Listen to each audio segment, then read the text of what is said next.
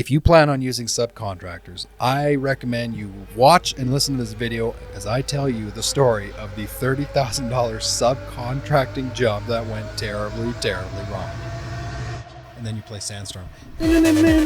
What it is, boys and girls, thank you for watching and listening to another episode of the Stripe It Like It's Hot YouTube channel.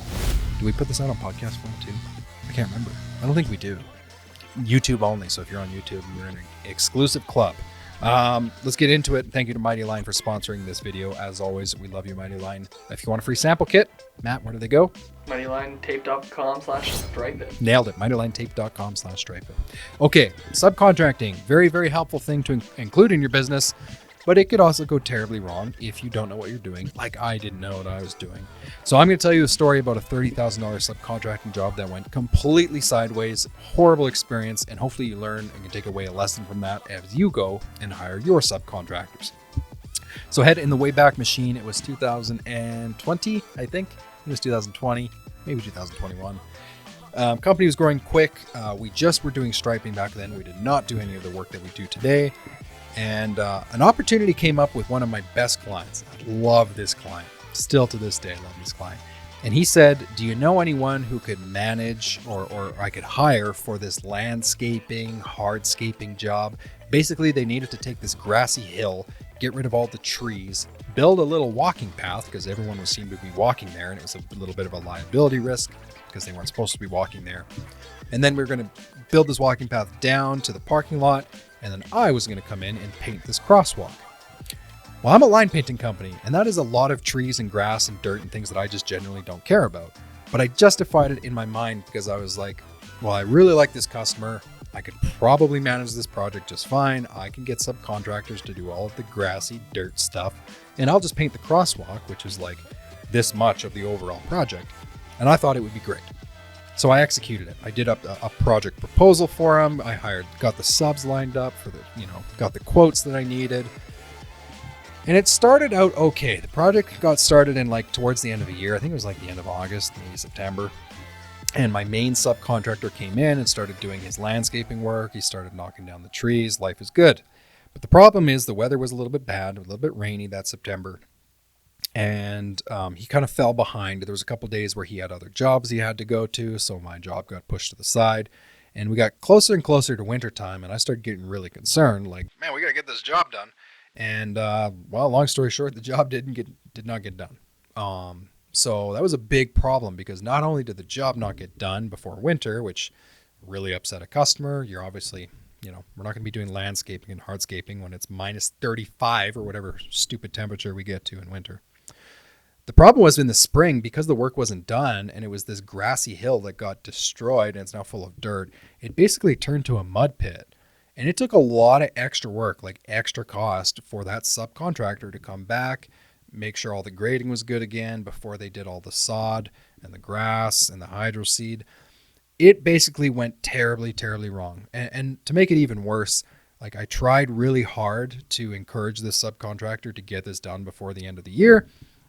Even though he didn't get it done before the end of the year, I decided to take a professional approach. And I was like, look, I'm going to apply for a payment for you so I can at least pay you for the work you've done. And I did up this very official progress completion report, which I just invented out of thin air, and I made him sign it. So I was able to get part of his money to him.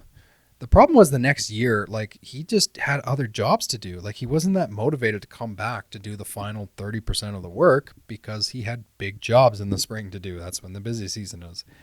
Long story short, the whole project basically took 10, 11 months to do. And it was really it should have been a 2-week project. Just knock down some trees, grade some hills, build a walking path, and call her a day. It was a nightmare. So I learned things from that. First and foremost, number one, the biggest thing is don't get involved in subcontracting work which you have no idea about. I felt exposed when he's talking to me about trees and grass, and it turns out I don't know much about trees and grass, so it's not like I can really argue with the guy. He's the professional. And I learned I need to stay in my lane. Pavement, asphalt, that is what I'm good at. Number two, if you do set up a subcontractor for your guys' work, maybe it's a seal coating sub, maybe it's, some asphalt repair, whatever it is, have a rock solid agreement in place. have a subcontractor agreement made up by a lawyer for you so that, you have clear terms in there. Like, this is when the work has to be done. Here's what happens if the work isn't done. Maybe it's a penalty to the subcontractor. Maybe it's just totally fine and you just evaluate it week over week. Whatever it is, just get it in writing. Because what happens is when you deal with subcontractors, especially if you're dealing with a smaller company, they might not be as organized as you. And so they might just drop your job if they have other things cooking. A written contract can really, really help with that. And I would say number 3, biggest thing, not the biggest thing, but a really important thing. Don't think that this is easy money. It's not as simple. Even if you have a great subcontractor who does great work, it takes time and effort on your part to manage a project. And if a customer isn't happy with the project, they're not going to go to the subcontractor. They're going to go to you. So make sure that you price them properly, that you're counting the time that's needed to manage those projects, communicate with the subcontractors, make the schedules.